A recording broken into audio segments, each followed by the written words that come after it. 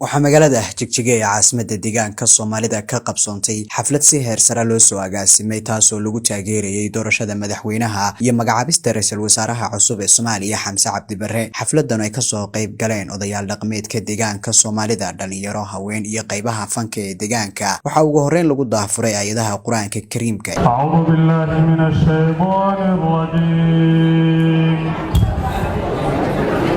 بسم الله الرحمن الرحيم. يا أيها الذين آمنوا اتقوا الله حق تقاته ولا تموتن إلا وأنتم مسلمون واعتصموا بحبل الله جميعا ولا تفرقوا واذكروا نعمة الله عليكم إذ كنتم أعداء فألف بين قلوبكم فأصبحتم بنعمته إخوانا وكنتم على شفا حفرة من النار فأنقذكم منها كذلك يبين الله لكم آياته لعلكم تهتدون ولتكن منكم أمة يدعون إلى الخير ويأمرون بالمعروف وينهون عن المنكر وأولئك هم المفلحون. صدق الله العظيم. kadibna waxaa mikrofoonka iska daba qaatay qaar ka mid ah odayaal dhaqameedka ka soo qayb galay madashan lagu taageerayo ra'iisul wasaaraha cusub ee Soomaaliya Xamse Cabdi Barre.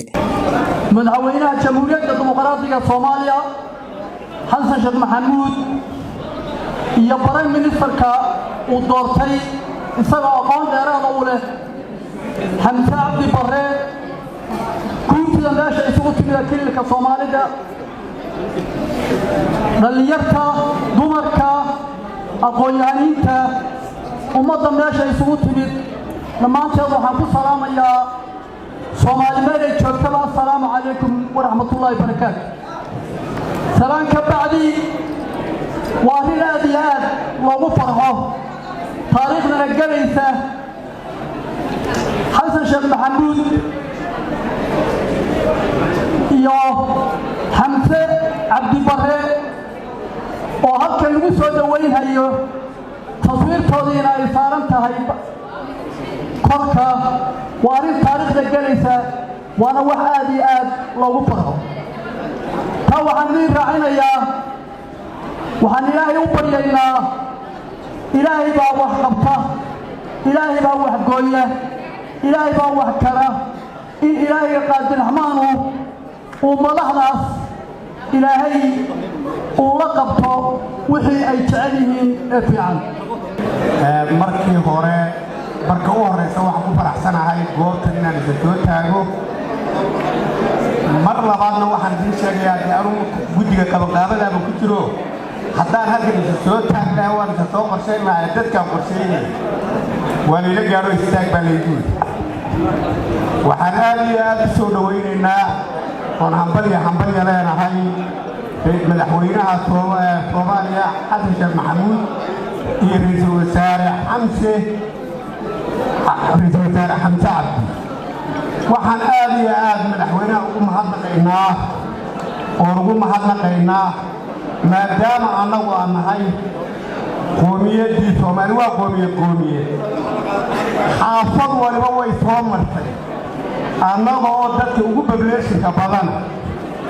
oon hoosna loo dhigay oo geeska Afrika iyo Soomaaliyaba qoomiyadda ugu ballaarana oo ila dhicin ra'iisul wasaare geeska Afrika oo dhan la magacaabo oo caawa looga dabaaldego maadaama ilaahay nasiibkuu siiyey Xasan Sheekh Maxamuud keligaaba soo dhaweynaa annagu Soomaalinimo aan ka qabno adoo waxba noo magacaabin maanta ood noo magacawday wax hawada kaa soo dhaweynaynaa waagaa dhulka ahayd waxaa la yidhi gacal kala maqnaa iyo gelbo weyse olola ila waa gadeeni aniga habeenkan waa habeen taariikha buu ii yahay waa habeenkii iigu horreysay aan masrax istaagay deegaanka soomaalida ah waa habeen taariikha fara badan le weeyaan waana habeenkii ugu horreeyey ee madax soomaaliyeed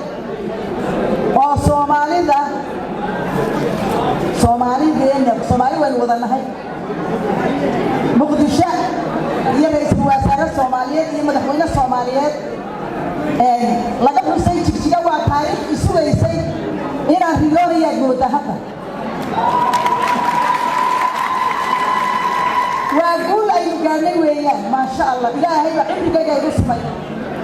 maanta waxaan lahaa waxaan ka cabsanayay inaan dhinto anuun halkan istaagin oo ra'iisul wasaare soomaaliyeed iyo madaxweyne soomaaliyeed looga xafladaynayo jigjiga ilaahay baa igu sumay waa wax aad noogu farxo weeyaan marka ugu horeysa waxaan salaamayaa hogaamiyaasha dhaqanka ee fadhiya goobtan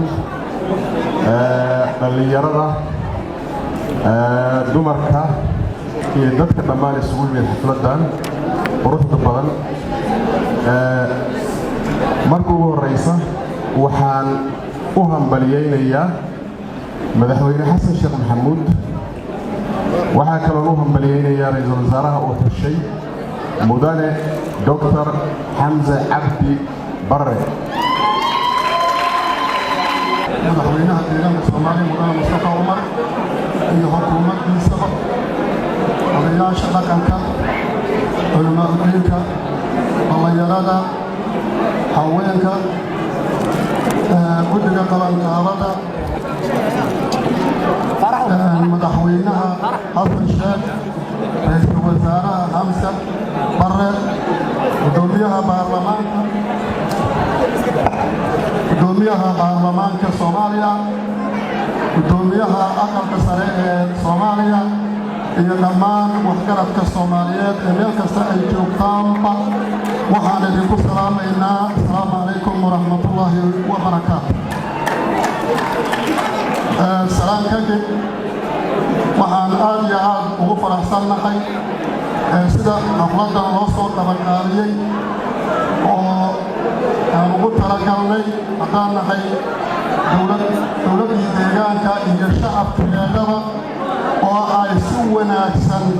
ay ugu farxeen isbeddelka maanta ka dhacday soomaaliya waxaana u hambaliyeynaynaa oo si kalsooni ku dheexan aan ugu hambaliyeynaynaa ra'iisul wasaaraha xamse barre oo doortay arkayna wanaagiisa iyo cadaaladiisa madaxweynaha soomaaliya xasan sheekh isagana waan ugu mahadinaynaa sida weyn oo ummadda soomaaliyeedna ugu wada faraxday waxaan leenahay hambalyo haddaba markii ay madashani soo gabagabowday waxaan dareenkooda wax ka weydiinay bulshadii ka soo qayb gashay munaasabadan lagu taageerayay xamse cabdi barre ra'iisul wasaaraha cusub ee Soomaaliya kusoo dhawow telefishinka JTN TV waxaad ka qayb gashay xaflad lagu taageerayay ra'iisul wasaaraha Soomaaliya bal ka war dareenka horta ana magacay ku bilaabay waxaan aad u salaamayaa TV-ga GNT Network TV talabaad waxaan aad u soo dhaweynayaa xalfadda lagu maamuusayay madaxweynaha xasan sheekh maxamuud ra'iisul wasaaraha magacaabay haddaan nahay yacni bulshada deegaanka ka soo jeeda deegaanka soomaalida aad baan u soo dhaweynaynaa fikirka mataqaanaa arrinta uu madaxweynaha soomaaliya inuu ra'iisul wasaaraha u magacaabo qof dhalasho ahaan ka soo jeeda mataqaanaa gobolka jubbaland dhalashadiisuna ay tahay deegaanka soomaalida aad buu u mahadsan yahay baa leena madaxweynaha laba qodobkuna halkudhig annagu ahaa soomaali heshiisa dunida la heshiisa iyo xasan xamse u baanaa labada halkudhig buu ahaa caawa xalfadda lagu qabta halkan aad iyo aad baan u soo dhaweynaynaa fikirkan assalaamu calaykum bismillahi raxmaani raxiim assalaamu calaykum waraxmatullahi wabarakaatu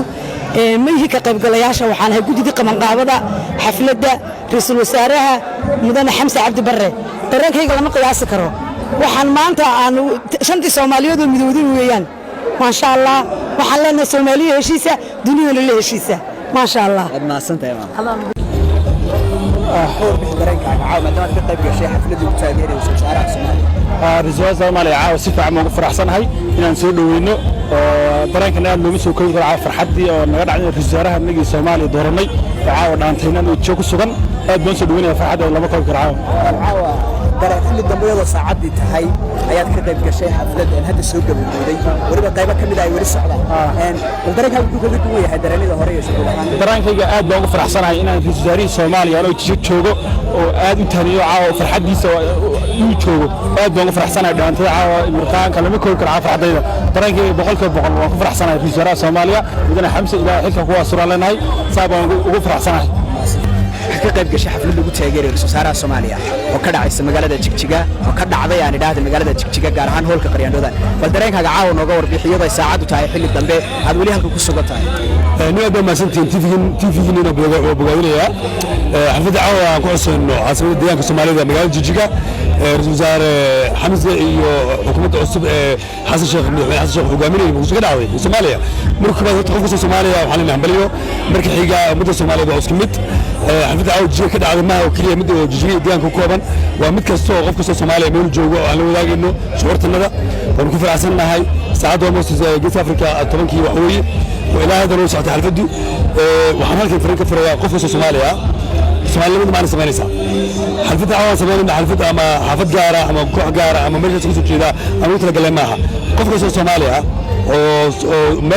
عالمك تشوجا حتى حلفت رياض جنسي يدل جنسي من جنسي waxaan filayaa in Soomaaliyadu tahay tamacna sameynaysa waxaan u baaqayaa mid Soomaaliyeed midnimo ama caawa soo dhaweeyay wax Soomaaliya ka socda Soomaaliya wadada walaalaheena waa dawlad dirisnahay waa ummad isku dhignahay ummad isku dhacaanahay waa mid isku boolasnahay hadaan isku boolasan xataa aan nahayn aan dirisnahay wax wadaagno waxa ku farxaan aan jigo joogno ama meel kale joogno marka waxaan leeyahay waa bogaadinayna Soomaalidu mid ha noqoto Cabdi Casiis Cabdullaahi Sulub Darwiishka wararka JTN TV Jigjiga